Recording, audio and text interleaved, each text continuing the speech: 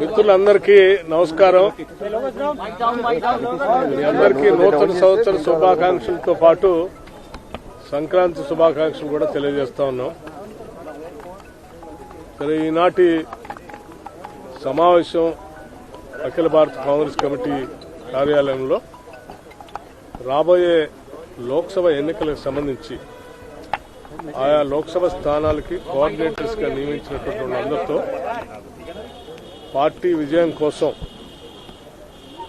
చేయబోయాల్సినటువంటి కార్యక్రమాలు చేయాల్సినటువంటి కార్యక్రమాల గురించి దిశా నిర్దేశం చేసే కార్యక్రమంలో భాగంగానే ఈరోజు సమావేశం జరిగింది.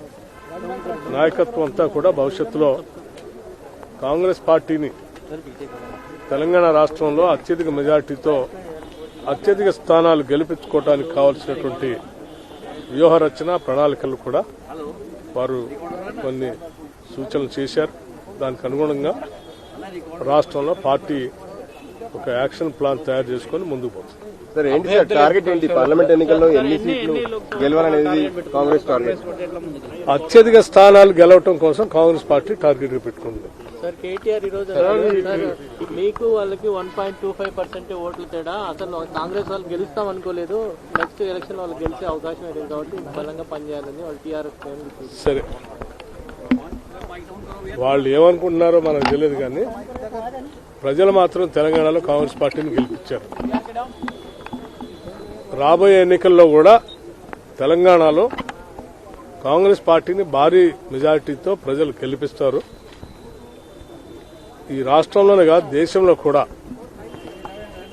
దేశ ప్రజల సంపద అంతా కూడా దేశానికే ఉండాలని, దేశ వనరులన్నీ కూడా దేశానికే ఉండాలని రాహుల్ గాంధీ గారి నాయకత్వంలో ఖర్గే గారి ఏఐసీసీ అధ్యక్షుడిగా దేశవ్యాప్తంగా ఈ కార్యక్రమాన్ని తీసుకుని ముందుకు పోతా ఉన్నారు.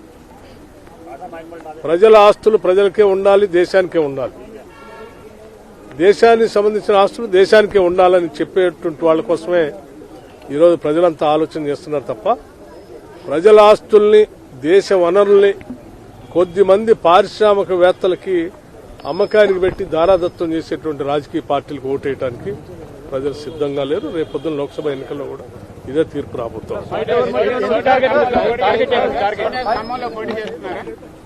శ్రీమతి సోనియా గాంధీ గారు అంటే తెలంగాణ ప్రజలకి అపరిమితమైనటువంటి ప్రేమ, అభిమానం, గౌరవం ఉన్నాయి.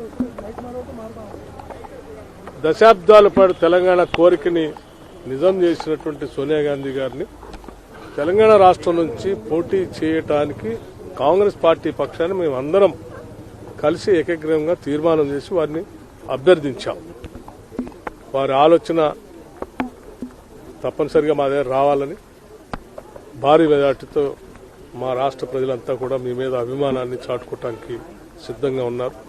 మా దగ్గర రావాలని కోరా. వారి కోరిక మా కోరికని మన్నిస్తారని ఆశిస్తా ఉన్నారు.